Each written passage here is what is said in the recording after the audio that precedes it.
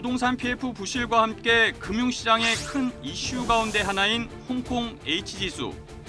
이 지수의 시계를 9년 전으로 되돌려 보겠습니다. 바로 2015년 5월 홍콩 증권 거래소에 상장된 중국의 우량 국영기업들로 구성된 홍콩 H지수가 14,000 이상을 찍은 시기입니다. 확실한 고점입니다. 그런데 이듬해인 2016년 1월 홍콩 H지수는 무려 50%나 폭락합니다. 반토막입니다. 단 8개월 만에 벌어진 일입니다. 원금 손실을 의미하는 녹인 구간 진입의 날벼락을 맞게 됩니다. 이때 투자자들은 어떻게 대응했을까? 정말 손쓸 틈이 없었습니다. 중도 해지하면 투자금의 절반을 손해봐야 했으니 일단 쥐고 있어야 했습니다. 그렇게 그냥 버텨야 했습니다. 이러다 2달 뒤 또 분위기가 바뀝니다. 2016년 3월 한 경제방송 기사 제목이 이랬습니다. ELS 시장도 판매량이 2배 가까이 늘면서 회복세를 보이고 있습니다. 보도에 이런 내용도 나옵니다. 홍콩 H지수가 폭락하면서 불안한 고객들의 항의가 빗발쳤던 ELS 시장에 다시 온기가 돌고 있습니다. 이때도 홍콩 H지수 ELS 하면 KB국민은행이었습니다. 지수가 급락했던 1월 초 판매량이 4천억 원대까지 떨어졌다가 단 25일 만에 8천억 원대로 2배나 급증했다고 합니다. 당시 KB국민은행 관계자는 방송에서 이렇게 설명했습니다. 올해 초 급락했던 글로벌 증시가 불확실성이 해소되고 증시도 점차 회복되면서 ELS를 찾는 고객들이 꾸준히 늘어나고 있습니다. 당시에도 ELS 손실의 상징은 홍콩 H지수였습니다. 14,000선 돌파라는 고점을 찍고 8개월 만에 바닥을 찍었으니 이제 오를 일만 남았다. 2016년 초 홍콩 H지수 ELS를 판매했던 은행들의 주된 논리는 이거였습니다. 그 결과는 ELS 판매량 2배 증가로 이어지면서 금융당국이 ELS 총량 규제를 해야 할 정도였습니다. 그리고 2021년 2월 홍콩 H지수는 12,000 이상이라는 또 다른 고점을 기록합니다. 2018년 1월에 있었던 이전 고점에 비해서는 낮았지만 다시 한번 고점 구간에 진입한 것입니다.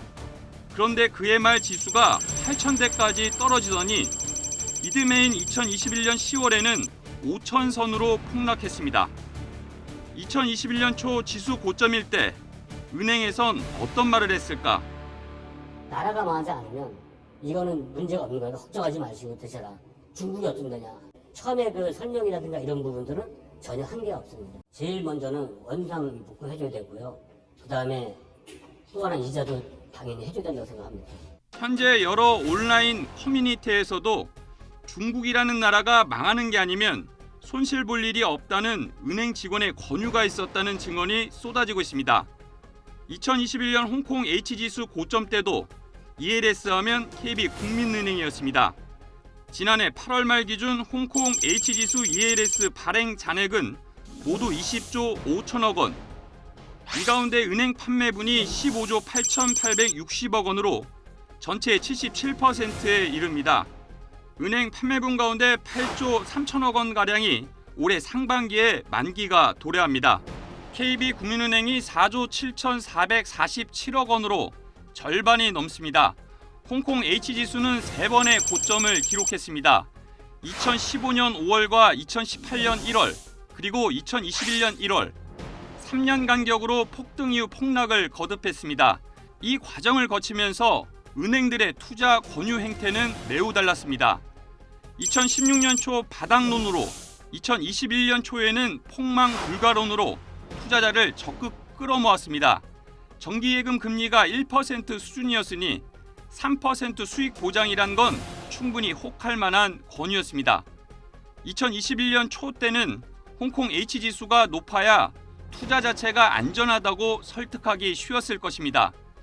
ELS 판매 시점의 지수가 낮으면 투자자 입장에선 상품이 안전하다고 느낄 가능성은 작습니다. 실제 은행 창구에선 현재 지수 상황만으로 투자하라고 권유하거나 설득했을 수도 있습니다.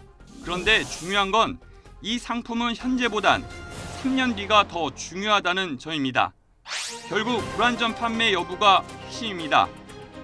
은행 차원에서 판매량을 늘리기 위해 불안전 판매가 조직적으로 이뤄졌는지는 확언할 수 없습니다. 무엇보다 아직 손실이 확정되지도 않았습니다. 다만 손실은 시간 문제일 뿐입니다. 최근 시작된 금융감독원의 실태조사에 이어 현장 조사 등을 지켜봐야 할 일입니다. 다만 은행 차원의 조직적인 투자 권유는 아니더라도 판매량을 늘리라는 동료로 은행 창구에서 투자자에게 불충분한 설명이 이루어졌을 가능성은 작지 않아 보입니다. 이렇게 되면 이전 펀드 사태처럼 과연 누가 책임을 져야 하는지를 놓고 긴 법적 다툼이 벌어질 수 있습니다. 일반 투자자에겐 너무도 고단하고 아주 긴 과정이 다가오고 있습니다.